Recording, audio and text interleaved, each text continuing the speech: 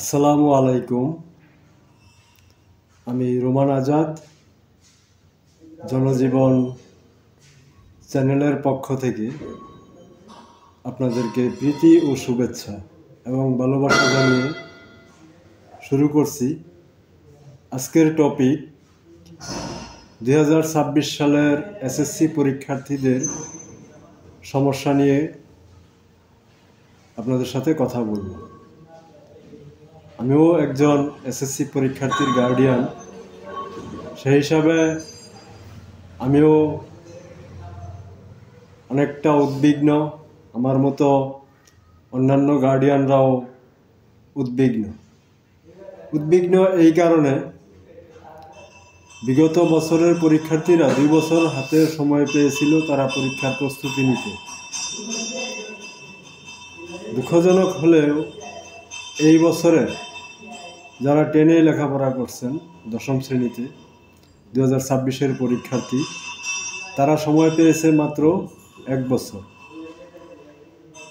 বর্তমান কারিকুলামে 1 বছর লেখাপড়া করে তারা কিভাবে পরীক্ষা দিবে, এটা ছাত্ররাও অনেকটা বিপাকে আছে। এই স্বল্প সময়ের প্রস্তুতিতে বিগত 2025 সালের যে পরীক্ষার হার এবং শিক্ষা মন্ত্রণালয় সহ ঊর্ধ্বতন কর্তৃপক্ষের যে ধরনের নির্দেশনা এবং সতর্ক বার্তা, সব শুনে ছাত্ররাও মহাবিপাকে আছে।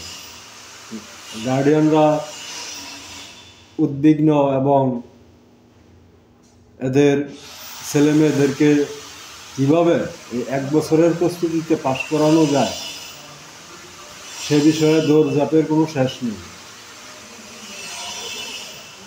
এখন প্রশ্ন হলো, একই মার্কশিট, একই নম্বর, 100 মার্কের যে পরীক্ষাটা হবে সেটা আগে হতো 2 বছরের প্রস্তুতিতে, আবার হবে 1 বছরের প্রস্তুতিতে। সময় তাদের 1 বছর যে কোনোভাবে হারিয়ে গেছে। 1 বছর সময়ে আগের পুরনো নিয়মের প্রশ্নপত্রে যদি তারা পরীক্ষা দেয়, তাহলে তো হিসাব মতে 50% নাম্বার তারা পাবে। এখানে প্রস্তুতির ঘাটতি, সেটা শিক্ষা সংশ্লিষ্ট বিষয়ে ঊর্ধ্বতন কর্মকর্তাদের বুঝতে হবে। বোর্ডকে সেটা অবশ্যই বিবেচনায় নিতে হবে। এ ব্যাপারে আমার কথা হলো, আমি একজন গার্ডিয়ান হিসাবে আমার কথা হলো, যেহেতু তাদের সময় 1 বছর চলে গেছে বিগত কারিকুলামের বেড়াজালে, বর্তমান নতুন কারিকুলামে যেহেতু 1 বছর সময় তারা পেয়েছে, 1 বছরের প্রস্তুতিতে 1 বছরের অনুযায়ী যেন প্রশ্নপত্র করা হয়। সেটা যদি না হয় তাহলে 26-এর পরীক্ষার্থীদের পাশের হার আশঙ্কাজনকভাবে আরও অনেক নিচে নেমে যাবে। ছেলেদের ভবিষ্যৎ নষ্ট হবে। ছাত্রদের ভবিষ্যৎ এবং তাদের সুন্দর জীবনের আগামী